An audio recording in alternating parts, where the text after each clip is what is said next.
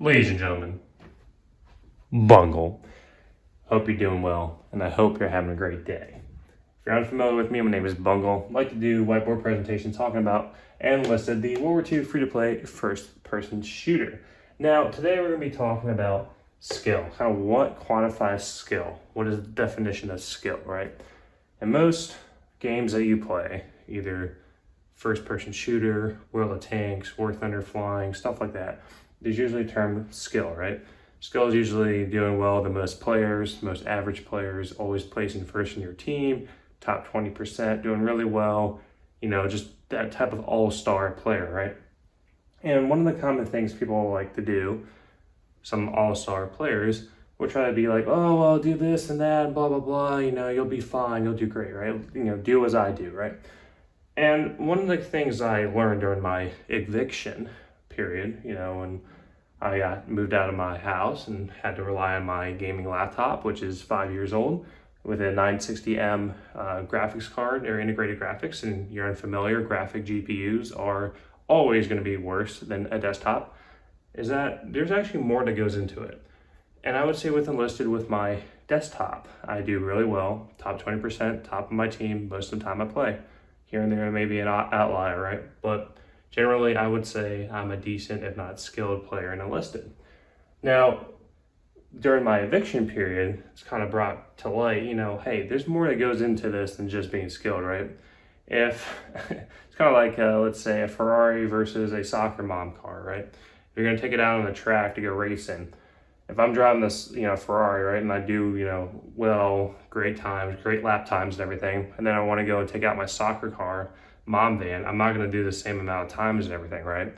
So comparing it to this, your equipment, the stuff that you use, your computer build, etc., does play a big role into kind of how you play. And I definitely was getting frustrated playing, especially ground combat, with playing with 60 FPS.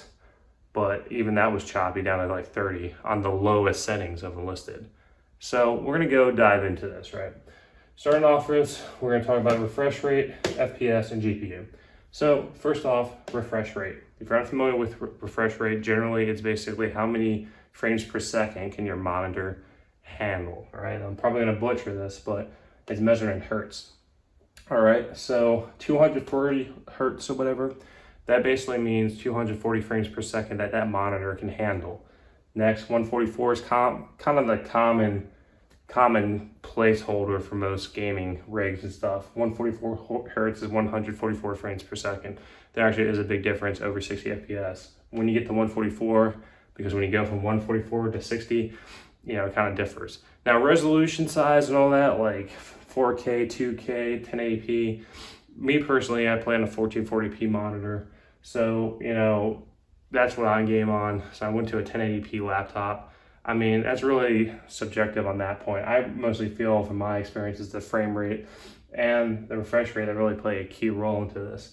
And 60 hertz to 60 frames per second, and etc. based on the monitor. Most console gamers, if you're gaming on console, depends on your TV, should be 60 frames per second, if not lower, 30, but it's around that. But most gaming laptops, the lower end ones, are gonna be 60 hertz. And if you go up the echelon, right, I think it's like top tier is 240 hertz and your resolution size. So you may be asking, okay, why does this matter with Bungle? Well, we're gonna carry it over to FPS, all right? So this is basically how many frames per second your monitor can handle. So if I'm trying to play 60 FPS, my GPU only does 60 FPS on a 144 hertz monitor, I mean, it's gonna be capped out most at 60. It's really kind of useless to have a 144 hertz monitor. It's kind of like pieces of a puzzle. They all gotta match together, and that way you get the best experience possible. Now with FPS. All right, so 240 FPS, 240 hertz. If you got a GPU that manages to do that, then you'll be able to match the kind of the monitor output, right? So as you go along here, like ballpark's 144, right? 144 is like double, if not, double plus a little more than 60 FPS. And the reasoning why is that basically your eye can, it's interesting how this works, but you would think your eyes are limited to like so many frames per second, but they're not. Actually, it helps your eyes better. There's more frames going on. So with 144 hertz FPS and all that, when I went down to 60 FPS on my laptop, it was like, whoa, like it was kind of like really slow for me because my eye was used to playing on 144 hertz and 144 FPS. So you'll notice a big difference. It's like your reaction time is way quicker, especially with flamethrowers and stuff. I definitely saw a delay when I'm playing a flamethrower. And if you want to test this out, try playing on 60 FPS on a 60 hertz monitor with a flamethrower, and there's a big difference with that jet stream coming out that can get you killed more often. So it's kind of insane, kind of like little details like that that actually add up over time, right? So the flamethrower in general is hard to use in Enlisted, but it's even a little worse if you're trying to play on a low-end, computer or stuff like that. Now moving on, GPU. All right, so we got ray tracing and you got all your graphics settings, right? I've said this before, I'll say it again. The low-end settings of Enlisted is really bad with the support. I feel it could be a lot better, kind of like how War Thunder is, where you literally could have a potato or a toaster laptop and you can run it just fine. I feel like they really need to work on that, just because, that's a lot of players that they're kind of isolating with kind of having a high entry in, right?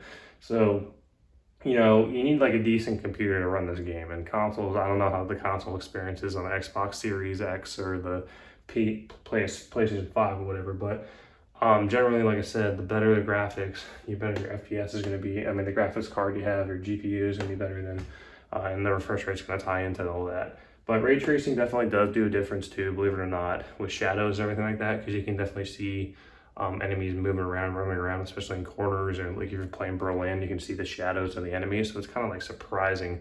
Now, even ray tracing, right? This thing that's it's kind of new and a lot of people aren't implementing yet, actually does play kind of a key role with identifying kind of factors and all that as well.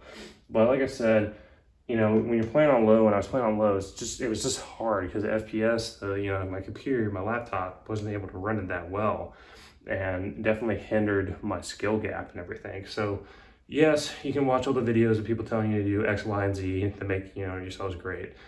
But at the same time, keep in consideration that your equipment that you use when you play the game is going to factor a major aspect to it, right? And I used to be in the mindset that like, oh, this is mumbo jumbo and, just whatever, right? No, like when you get into the equipment, it's kind of like driving a car or racing a car, right? If you're racing a really, well-made car, like if we're talking about NASCAR, right? If I'm racing a NASCAR versus a soccer car, I'm at the Daytona 500, I'm going to do well in a NASCAR car because it's, it's a better equipped car. It's a big upgrade for what it's trying to do. So, same thing with computers, right? Gaming computers, kind of like race cars, you got to have them built a certain way. And I'm all for supporting those who are in the, have low-end computers and stuff like that, because War Thunder does it just fine, and maybe they can give that technical assistant to Enlisted, because, I know that's when the ultra low quality arguments come up, right? But you're kind of gatekeeping a lot of players out if they have low-end PCs. Like for me, I couldn't even play. That's why the Battle Pass system, I know someone was asking me about, hey, did you get the gold tank thing yet? And I'm like, no, because I was out for a week because I couldn't even play it because my laptop was so terrible. So just keep that in mind. For this point of the video, thanks for stopping by. If you're new to this channel, I hope today is the day that I earn your subscription. I want to say that you all matter. Thanks for stopping by, commenting, mashing that like button, and helps me with the YouTube, algorithm. Had a little too much chicken noodle soup for lunch. But other than that, I hope you all have a great day. Thanks for stopping by.